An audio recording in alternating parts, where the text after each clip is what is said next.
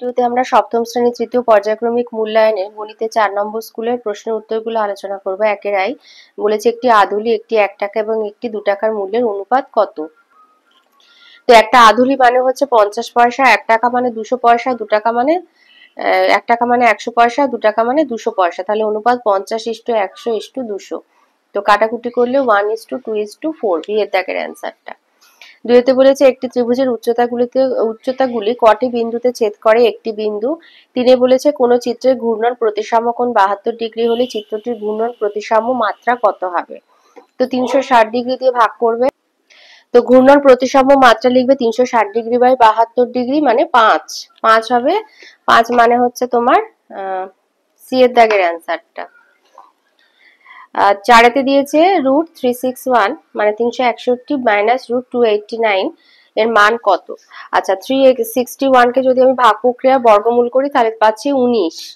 19 এর স্কয়ার হচ্ছে 361 আর 289 মানে 17 স্কয়ার। তাহলে এখান থেকে বেরোবে 19, এখান থেকে 17। 19 বিয়োগ 17 সমান 2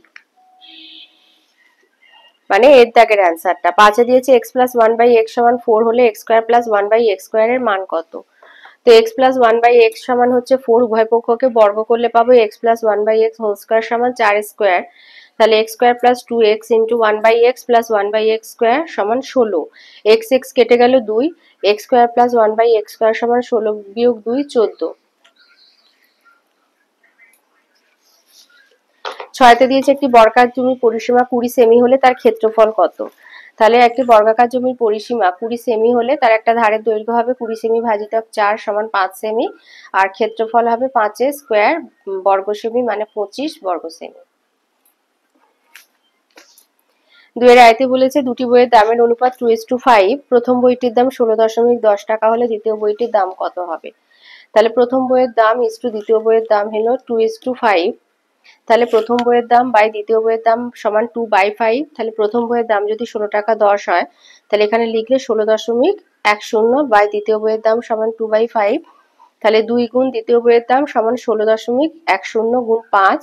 তাহলে দ্বিতীয় বইয়ের দাম 16.10 গুণ 5/2। তাহলে হচ্ছে 16.10 কে 2 দিয়ে কাটলে হবে 8.05 গুণ 5 মানে 40 টাকা 25 পয়সা। 2 বলেছে 3x² + 4x ও 5x² - x এর যোগফল 3x - 5x² এর থেকে কত বেশি? তো এইভাবে সাজিয়ে নেবে, মানে এদের যোগফলটা এর থেকে বড়, কত বড় সেটা বার করতে হবে, সেই জন্য এইভাবে সাজিয়ে নেবে। তাহলে এবার এগুলো বন্ধনী থেকে বার করে যোগ করবে। সদৃশ পদে এই দুটো যোগ হলে হবে 8x² আর এই দুটোর মধ্যে কাজ হলে হবে +3x, যেহেতু এটা প্লাস এটা মাইনাস। এবার আবার এগুলো বন্ধনী থেকে বার করবে। তো 8x² + 3x লিখলে আর এটা যেহেতু বাইরে মাইনাস আছে তাই -3x + 5x²। তাহলে 5x² আর 8x² হচ্ছে 13x² আর যেহেতু 3x এটা প্লাস এটা মাইনাস তাই এটা কেটে গেল। তাহলে 13x² বেশি। 3 দিয়েছে ত্রিভুজের সর্বসমতার শর্তগুলি লেখো। লিখবে যে সর্বসমতার শর্ত 1 হচ্ছে বাহু বাহু বাহু SSS, 2 হচ্ছে বাহু কোণ বাহু SAS, 3 হচ্ছে কোণ বাহু কোণ ASA বা কোণ কোণ বাহু AAS আর 4 হচ্ছে সমকোণ অতিভুজ বাহু RHS।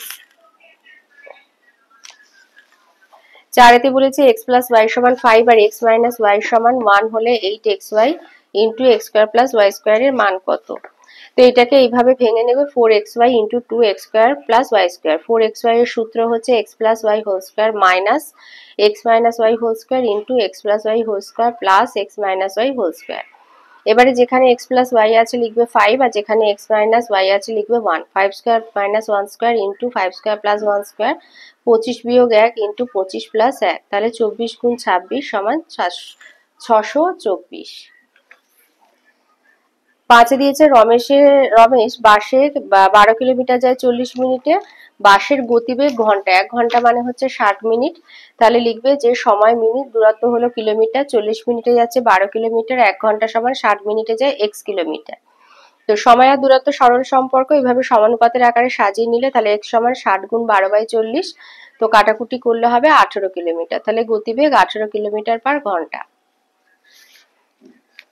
ছয়তে দিয়েছে একটি সুষম ষড়ভুজের কর্ণের সংখ্যা নির্ণয় করো। তো যেহেতু সুষম ষড়ভুজ তার 6টা বাহু, তাহলে কর্ণের সংখ্যা n × n-3/2। তো n হচ্ছে বাহুর সংখ্যা। এখানে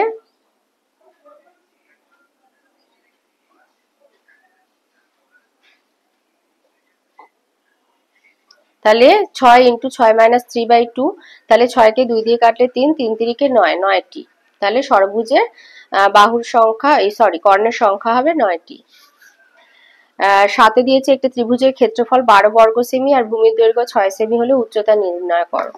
তো যদি ভূমির উচ্চতা ধরি, মানে ত্রিভুজের উচ্চতা ধরি h, ক্ষেত্রফল হচ্ছে 1/2 গুণ ভূমি গুণ উচ্চতা সমান 12 বর্গ সেন্টিমিটার, আর ভূমি হলো 6 সেমি, তাহলে শর্তানুসারে 1/2 গুণ 6 গুণ h সমান 12। তাহলে এটা 6কে 2 দিয়ে কাটলে 3, 3h সমান 12, তাহলে h সমান হচ্ছে 4 সেমি, অর্থাৎ ত্রিভুজের উচ্চতা হলো 4 সেমি।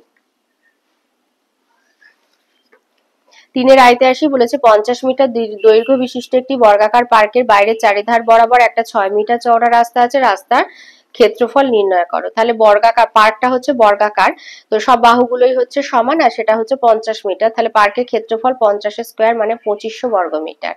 এবার বাইরে যেহেতু 6 মিটার চওড়া রাস্তা আছে, রাস্তা যখন বাইরের দিকে থাকে দৈর্ঘ্য বেড়ে যাবে, তো সেই জন্য রাস্তা সমেত পার্কের ধারের দৈর্ঘ্য হবে 50 যোগ 6 গুণ 2, তো 50 যোগ 12 মানে 62 মিটার।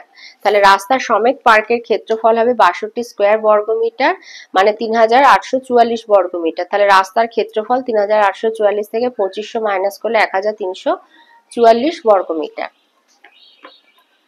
2-তে বলে একটা ট্রেন 4 সেকেন্ডে একটা টেলিগ্রাফ পোস্ট আর 20 সেকেন্ডে 264 মিটার দীর্ঘ একটা সেতু অতিক্রম করতে পারে। ওই ট্রেনটির দৈর্ঘ্য আর গতিবেগ কত? তো 4 সেকেন্ডে যখন টেলিগ্রাফ পোস্ট অতিক্রম করছে তখন ট্রেনটা তার নিজের দৈর্ঘ্য যাচ্ছে, আর 20 সেকেন্ডে যখন 264 মিটার দীর্ঘ সেতু অতিক্রম করছে তখন সে 264 মিটার মানে সেতুর দৈর্ঘ্য প্লাস নিজের দৈর্ঘ্য যাচ্ছে। তো লিখবে 20 সেকেন্ডে যাচ্ছে 264 মিটার প্লাস নিজের দৈর্ঘ্য, আর 4 সেকেন্ডে যাচ্ছে 0 প্লাস নিজের দৈর্ঘ্য, এবার বিয়োগ করে পাই 16 সেকেন্ডে যাচ্ছে 264 মিটার, তাহলে 1 সেকেন্ডে যাচ্ছে 264/16 মানে 132/8, তো এটা হবে 16.5 মিটার। তাহলে 4 সেকেন্ডে যাচ্ছে 16.5 × 4 মানে 66 মিটার। তো এটাই হলো ট্রেনের দৈর্ঘ্য। ট্রেনের দৈর্ঘ্য তাহলে 66 মিটার। এবার গতিবেগ বার করব। তোমরা যদি 1 সেকেন্ডে মানে সেকেন্ডে যদি হিসাবটা রাখো তাহলে লিখবে যে ট্রেনটার গতিবেগ হচ্ছে 16.5 মিটার পার সেকেন্ড। এইটা এইভাবে রেখে দিতে পারো। আর যদি তোমাদের মেনশন করে দেয়, এখানে যদিও মেনশন করেনি, শুধু গতিবেগ বার করতে বলেছে, তো যদি বলে দেয় যে গতিবেগ কিলোমিটার পার ঘন্টায় বার করতে হবে তাহলে লিখবে যে 1 সেকেন্ডে যায় 16.5 মিটার, এটা যেহেতু মিটার আছে তাই 1000 দিয়ে ভাগ করে কিমিতে চলে যাবে, আর 1 সেকেন্ডে যাচ্ছে তাহলে এত কিমি, 3600 সেকেন্ডে যাবে তাহলে 16.5 গুণ 3600/1000। এবার কাটাকুটি করলে 594 মানে 594/10 কিলোমিটার মানে 59.4 কিলোমিটার পার ঘন্টা হবে ট্রেনের গতিবেগ। 3-তে বলেছে 9000 টাকা 3 বন্ধুর মধ্যে এমন ভাবে ভাগ করা হলো যেন প্রথম বন্ধু যা পায় দ্বিতীয় বন্ধু তার দ্বিগুণ, আর তৃতীয় বন্ধু প্রথম 2 প্রাপ্য টাকার মোট টাকার অর্ধেক পায়, কে কত টাকা পেল? তাহলে মোট টাকা হচ্ছে 9000 টাকা। তো প্রথম বন্ধু যদি 1 টাকা পায় দ্বিতীয় বন্ধু তার দ্বিগুণ পাবে মানে 2 টাকা, তৃতীয় বন্ধু প্রথম 2 বন্ধুর প্রাপ্য টাকার অর্ধেক মানে 1 যোগ 2/2 মানে 3-এর 2 টাকা পাবে। তাহলে এদের প্রাপ্য টাকার অনুপাত 1:2:3/2। তো একটা ভগ্নাংশ আছে, তো এটাকে পূর্ণ সংখ্যায় নিয়ে যাওয়ার জন্য মানে সবকটাকে 2 দিয়ে গুণ করে দেবে, তাই 1 গুণ 2:2 গুণ 2:3 গুণ 2/2, তার মানে 2:4:3। তাহলে প্রথম বন্ধুর আনুপাতিক ভাগাত 2-এর 9, 4 2 6 আর 3 9, তাহলে 2-এর 9 আর মোট টাকা 9000, তাই 9000 গুণ 2-এর 9 মানে 2000 টাকা। দ্বিতীয় বন্ধু পাবে 9000 গুণ 4-এর 9 4000 টাকা। তৃতীয় বন্ধু পাবে 9000 গুণ 3-এর 9 সমান 3000 টাকা। 4-এ বলেছে একটা বাস সকাল 7:30 কলকাতা থেকে রওনা হয়ে কোথাও না থেমে দুপুর 12টায় দীঘায় পৌঁছালো। বাসটির গতিবেগ ঘন্টায় 45 কিমি হলে কলকাতা থেকে দীঘার দূরত্ব কত? তো সকাল 7:30 কলকাতা থেকে রওনা হয়, 12টায় পৌঁছেছে, তাহলে 7:30 থেকে 12টা দুপুর 12টা পর্যন্ত কতটা সময়? তো 7:30 থেকে দুপুর 12টা, 12 থেকে 7:30 বিয়োগ দেবে, 12 মানে 12 ঘন্টা 00 মিনিট করবে, আর 7:30 মানে 7 ঘন্টা 30 মিনিট হিসাবে বিয়োগ দেবে, তাহলে হবে 4 ঘন্টা 30 মিনিট। তাহলে এবার ওটাকে মিনিটে নিয়ে গিয়ে 270 মিনিট। তাহলে 1 ঘন্টা মানে এবার গতিবেগ হচ্ছে 45 কিলোমিটার পার ঘন্টা, তাহলে 60 মিনিটে যাচ্ছে 45 কিলোমিটার, তাহলে 270 মিনিটে x কিলোমিটার যাচ্ছে। তো সময় দূরত্ব সরল সম্পর্ক সমানুপাতের আকারে সাজালে তাহলে x সমান হচ্ছে 270 গুণ 45/60, তো কাটাকুটি করলে হবে 405/2 মানে 202.5 কিলোমিটার। তাহলে কলকাতা থেকে দীঘার দূরত্ব 202.5 কিলোমিটার। 4 আইতে বলেছে কোন জায়গার তাপমাত্রা 12 ডিগ্রি সেলসিয়াস প্রতি ঘন্টায় সমান হারে তাপমাত্রা কমতে কমতে 8 ঘন্টা পরে সেখানকার তাপমাত্রা -4 ডিগ্রি সেলসিয়াস হয়, প্রতি ঘন্টায় কত তাপমাত্রা কমেছে?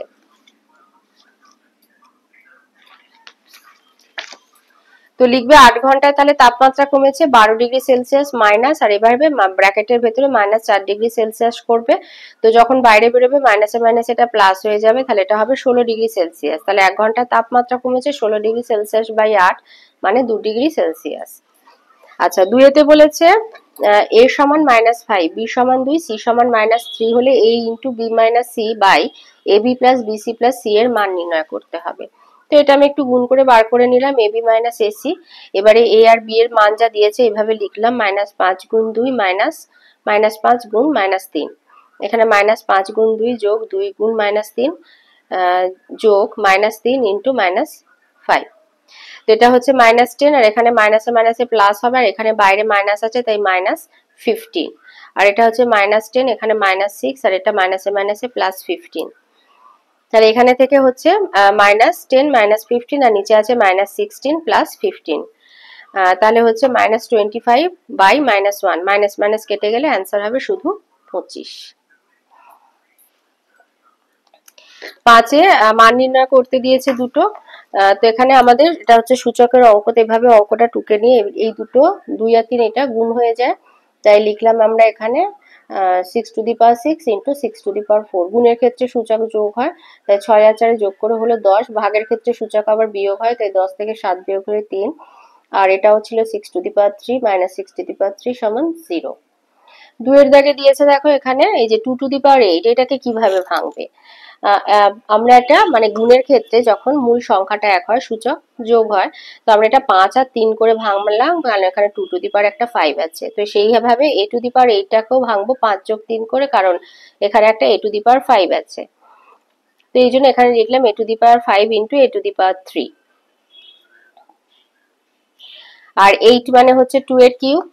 আচ্ছা, তাহলে এখান থেকে যদি আমি 2 টু দি পাওয়ার 5 আর a to the power 5 common নিয়ে নিই, তাহলে ভেতরে থাকবে 2 to the power 3 into a to the power 3, আর নিচেও আছে দেখো 2 to the power 5 into 2 to the power 3 plus a to the power 3। তো সব কেটে যাবে, এটা কেটে যাচ্ছে, এটা কেটে যাচ্ছে, পড়ে থাকছে a টু দি পাওয়ার 5। 6 বলেছে সরল করতে বলেছে, এটা a square plus b square into a square minus b square plus b square plus c square into b square minus c square plus c square plus a square into c square minus a square. তো এটা a square minus b স্কয়ারের সূত্রতে গেলে আমরা পাবো a to the power 4 minus b to the power 4 plus b to the power 4 minus c to the power 4 plus c to the power 4 minus a to the power 4। তো কেটে গেলে হবে 0। এটা a to the power 4, এটা plus এটা minus, তাই কেটে গেল, এটা মাইনাস এটা প্লাস কেটে গেল, এটা মাইনাস এটা প্লাস কেটে গেল, তাহলে 0। নাম্বার 2 তে দিয়েছে -4/3 x square yz into 1/2 y square zx into -6 xy z square. তো এখানে সব সংখ্যাগুলো গুণ করলে -4/3 ইনটু 1/2 ইনটু -6 মানে 6/1 যোগ করব, আর x এর এই যে সূচকগুলো সব যোগ করে হচ্ছে x to the power 4 y to the power z to the power 4। তো এখানে কাটাকুটি করে হচ্ছে 4, আর মাইনাসে মাইনাসে প্লাস হয়ে যাবে, তাই অ্যান্সার হবে 4 x to the power 4 y to the power 4 z to the power 4। 7 আসি, 7 আইতে দিয়েছে m প্লাস 1/m সমান p মাইনাস 2 হলে m square plus 1/m square এর মান নির্ণয় করো। তো এটা উভয় পক্ষকে বর্গ করলে আমরা পাবো m plus 1/m whole square সমান p মাইনাস 2 হোল স্কয়ার। তো m square plus 2m into 1/m plus 1/m square সমান p square minus 4p plus 4। তো m কেটে গেলে এদিকে থাকছে প্লাস 2, তাহলে m square plus 1/m square সমান p square minus 4p plus 4 minus 2 মানে p square minus 4p plus -2 plus 4 আর -2 কাজ হলে হবে +2। তাহলে m square plus 1/m square সমান p square minus 4p plus 2।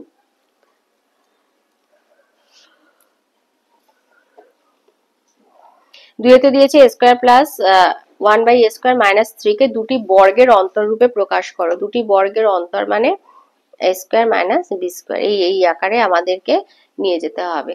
তাহলে আমরা কি করব, আমরা তিনটাকে ভাঙবো। তিনটাকে কিভাবে ভাঙবো, এখানে ধরো এটাকে যদি সূত্রের আকারে লিখতে চাই তাহলে এখানে কি চলে আসছে, a square minus 2a into 1/a plus 1/a square, a কেটে গেলে -2, তাহলে আমার এখানে আছে শুধু -3, তাহলে -2 এর সাথে -1 অ্যাড করলে এটা -3 হবে, তাই এখানে লিখলাম -1।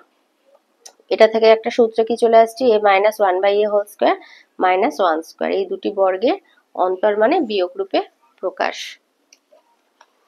8 এ দিয়েছে উৎপাদকের বিশ্লেষণ, x square minus 2xy plus 3y square অথবা x to the power 8 minus y to the power 8।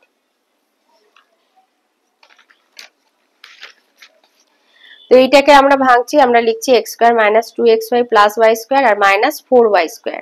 তো মাইনাস 4y স্কয়ার থেকে 1 মাইনাস মানে শুধু y স্কয়ার মাইনাস হলে আবার -3 তে চলে আসবো, তাহলে এখান থেকে সূত্রে পাচ্ছি x minus y whole square minus আর 4 মানে 2 স্কয়ার, তাই 2y হোল স্কয়ার। তো এবারে লিখলাম x minus y plus 2y into x minus y minus 2y, তো x plus y into x minus 3y। অথবাতে যেটা দিয়েছে x to the power 8 minus y to the power 8, লিখলাম x to the power 4 whole square minus y to the power 4 whole square, তো x to the power 4 plus y to the power 4 into x to the power 4 minus y to the power 4। তো এইটাকে আবার এইভাবে ভাঙলাম, তো সেখান থেকে চলে এলাম x to the power 4 plus y to the power 4 into x square plus y square into x square minus y square. তো এই দুটো যেমন ছিল লিখে দিলাম, এটাকে ভেঙে পেলাম x plus y into x minus y।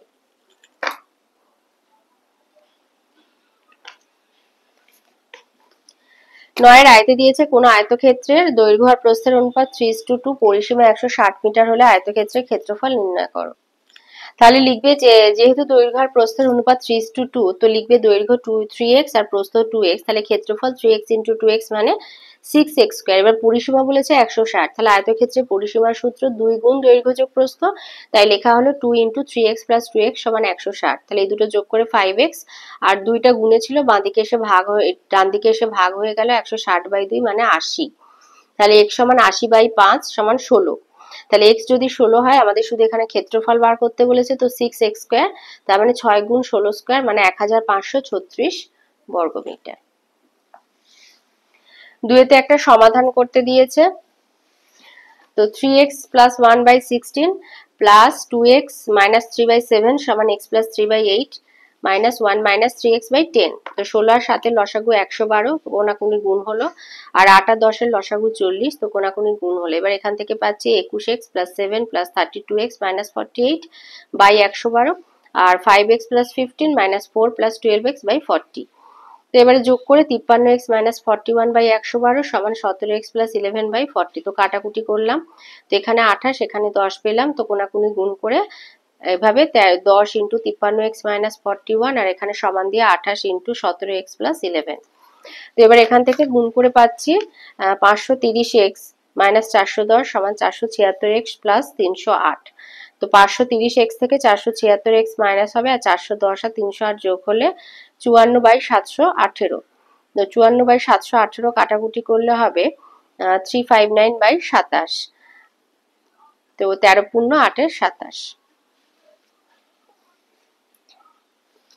10 এর আয়তে বলেছে এবিসি একটা ত্রিভুজ অঙ্কন করতে হবে যার বি কোণ 60 ডিগ্রি, সি কোণ 30 আর বিসি হবে 5.5।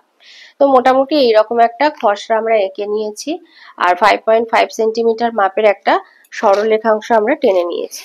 তো আমরা এবার যে কোনো মাপের একটা সরলরেখাংশ কেটে নেব, কেটে নিয়ে তার বাঁ দিকের প্রান্ত বিন্দুটার নাম দেব বি।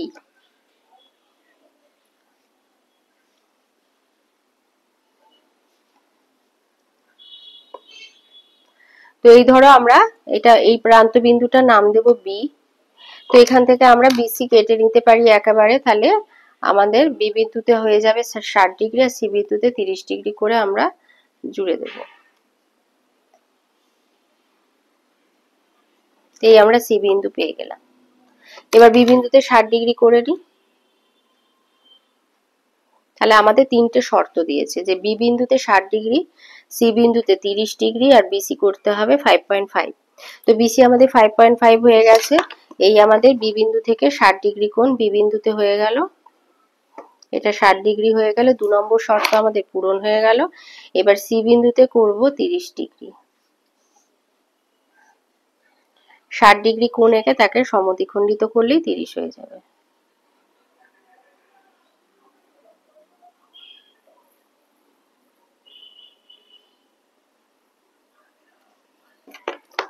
তো এই বিন্দুটার সাথে আমরা জুড়ে দেব, দিলে আমাদের এই বিন্দুটা পেয়ে যাব।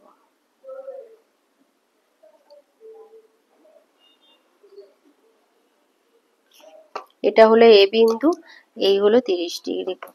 এই আমাদের ছবি তৈরি হয়ে গেল।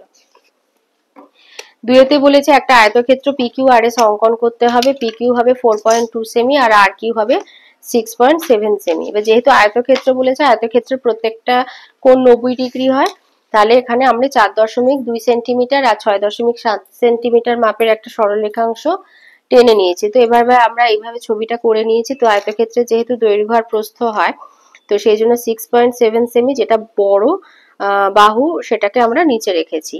এবার এখানে একটা যে কোনো মাপের সরলরেখাংশ নেবে। তো আমাদের এই বিন্দুটার নাম দিলে কিউ।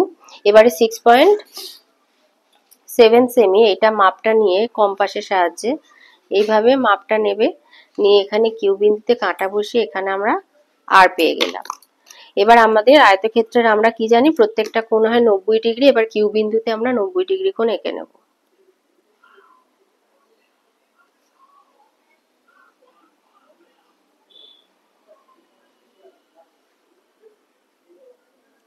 এই 60, এই 120, এই 90।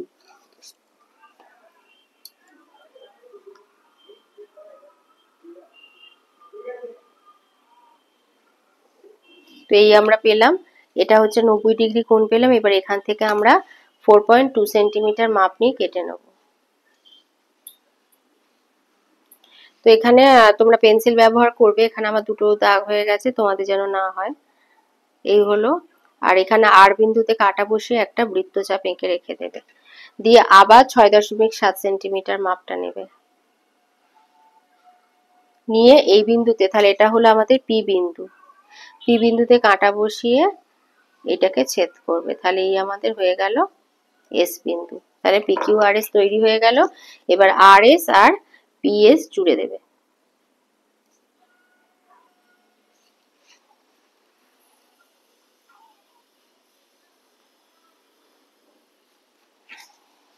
এই আমাদের আয়তক্ষেত্র তৈরি। তিনেতে বলেছে একটা চতুর্ভুজ স্যান্ড অঙ্কন করতে। এসে 5.6 সেমি, এন 4.5 সেমি, এস কোণ 45, এ কোণ 75 আর এন কোণ হবে 110 ডিগ্রি। তো এই রকম হবে। তো প্রথমে আর 5.6 সেন্টিমিটার মাপের আর 4.5 সেন্টিমিটার মাপের দুটো সরলরেখাংশ আগে কেটে নেবে। তো এবার যে কোনো মাপের একটা সরলরেখাংশ কাটবে। তো এই বিন্দুতে নাম দেবে এ, এটা এ বিন্দু হলো। এবারে আমরা ছবির মতো 4.5 সেন্টিমিটার মাপের একটা সরলরেখাংশ কেটে নেব।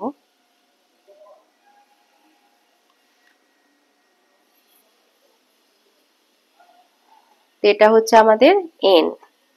তো এখানে আমরা 75 ডিগ্রি কোণ আঁকবো। তো 60 এর সাথে 15 যোগ করলে 75 হয়।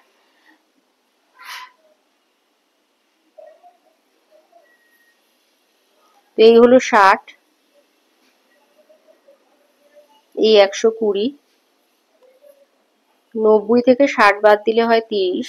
তাহলে 90 আর 60 এর মাঝে, 60 ডিগ্রি কোণের মাঝে যে গ্যাপটা থাকে ওখানে থাকে 30 ডিগ্রি কোণ। এই যে এইটুখানি গ্যাপ, এটাকে সমদ্বিখণ্ডিত করতে হবে, করলে আমরা 15 পাবো।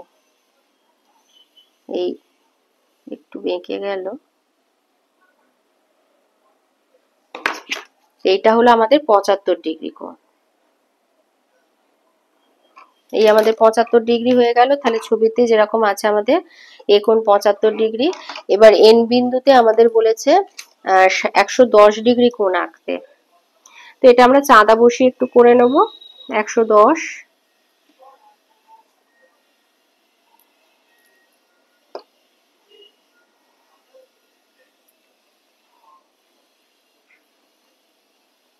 এই হচ্ছে 110।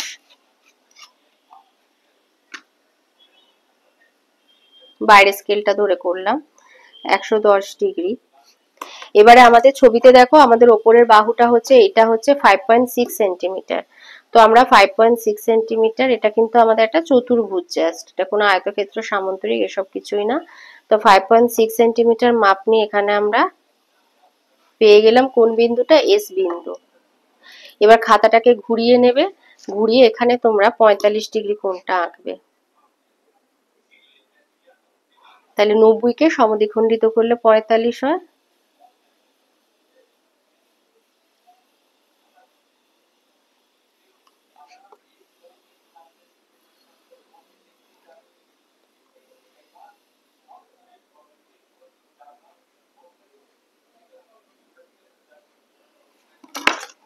তাহলে এটা হচ্ছে আমাদের 90।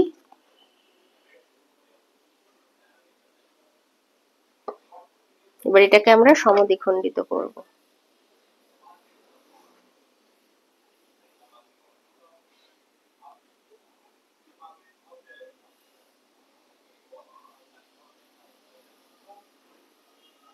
আমাদের কিন্তু শুধু শর্ত এটা 75 ডিগ্রি, এইখানে এটা হচ্ছে 110। এটা একটু কাঁটা বসিয়ে এখানে কম্পাস দিয়ে একটা বৃত্তচাপ এঁকে নেবে।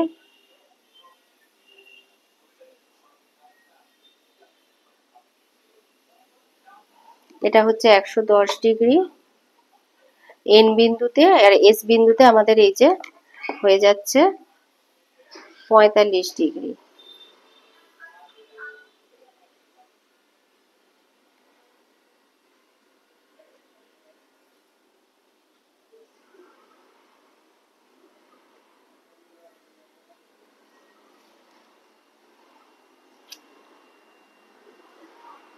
কিন্তু এইভাবে কি ত্রিভুজটা চতুর্ভুজটা সম্ভব? এটা চতুর্ভুজটা আঁকা সম্ভব না, চতুর্ভুজটা এভাবে আঁকা সম্ভব না। আচ্ছা 11তে আসি। 11 রায়তে দিয়েছে বর্গক্ষেত্র এবং রম্বসের পার্থক্য লেখো, আর বলেছে সমদ্বিবাহু ট্রাপিজিয়াম কাকে বলে। রম্বস আর বর্গক্ষেত্রের পার্থক্য, রম্বসের কোনো কোণই সমকোণ নয়, বর্গক্ষেত্রের 4টি কোণের প্রত্যেকটি সমকোণ, রম্বসের কর্ণদ্বয়ের দৈর্ঘ্য পরস্পর অসমান, বর্গক্ষেত্রের কর্ণদ্বয়ের দৈর্ঘ্য পরস্পর সমান। আর সমদ্বিবাহু ট্রাপিজিয়াম কাকে বলে চিত্র দিতে বলেনি, শুধু সংজ্ঞা দিলে হবে। লিখবে যে ট্রাপিজিয়ামে তির্যক বা অসমান্তরাল বাহু দুটি পরস্পর সমান তাকে সমদ্বিবাহু ট্রাপিজিয়াম বলে। 2তে দিয়েছে সামান্তরিকের 3টি ধর্ম লেখো। ধর্ম এই বৈশিষ্ট্য লিখবে যে সামান্তরিকের বিপরীত বাহুগুলি পরস্পর সমান, এর বিপরীত বাহুগুলো পরস্পর সমান্তরাল, আর বিপরীত কোণগুলো পরস্পর সমান। এছাড়া বলতে পারো কর্ণদ্বয় পরস্পরকে সমদ্বিখণ্ডিত করে, যে কোনো কর্ণ সামান্তরিকের দুটি সর্বসম ত্রিভুজে ভাগ করে, এগুলো ধর্মের মধ্যে পড়ে। 3তে বলেছে ঘূর্ণন প্রতিসাম্য, ঘূর্ণন প্রতিসাম্য কোণ আর ঘূর্ণন প্রতিসাম্য মাত্রা কাকে বলে।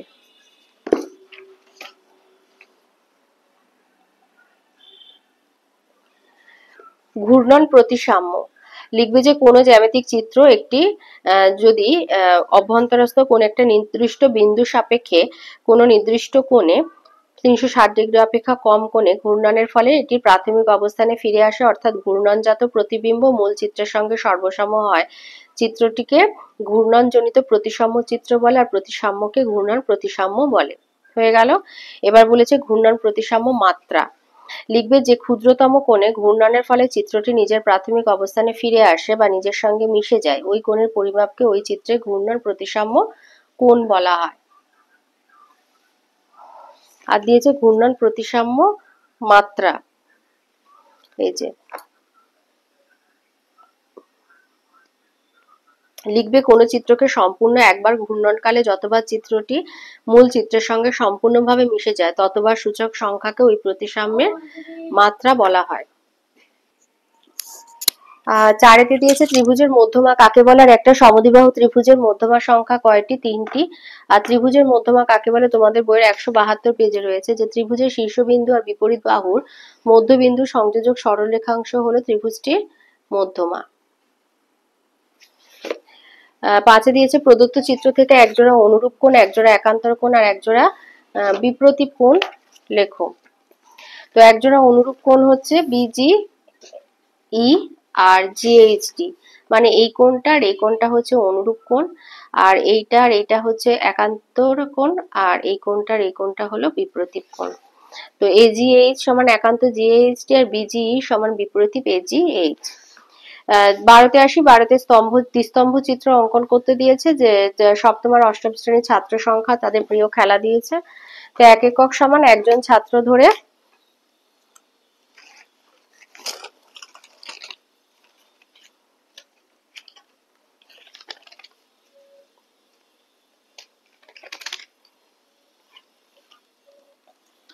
তো হলুদটা হচ্ছে, এখানে আমি কালার ইউজ করেছি, তোমাদের যদি কালার ইউজ করতে দেয় করবে, না করলে করবে না।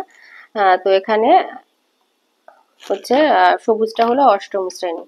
এইভাবে স্তম্ভ চিত্রটা তৈরি করে নেবে। 16 অবধি পুরো টেনেছি, মানে স্কেলটা করেছি আর কি। এদিকে ছাত্র সংখ্যা, নিচে হলো খেলা।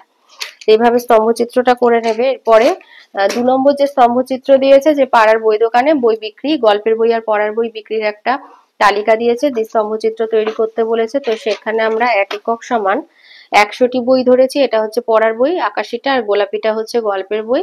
তো 100 ধরে একেবারে 1500 অব্দি স্কেলটা করেছি, যেহেতু আমার হায়েস্ট ছিল 1400, তো 100 বেশি রেখেছি। তো এইভাবে স্তম্ভচিত্রটা তৈরি করে নেবে।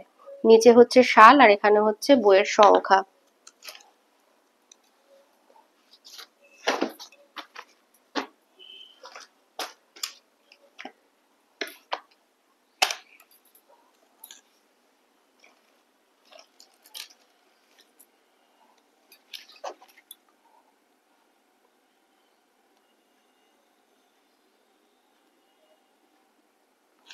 এটা হলো বইয়ের সংখ্যা।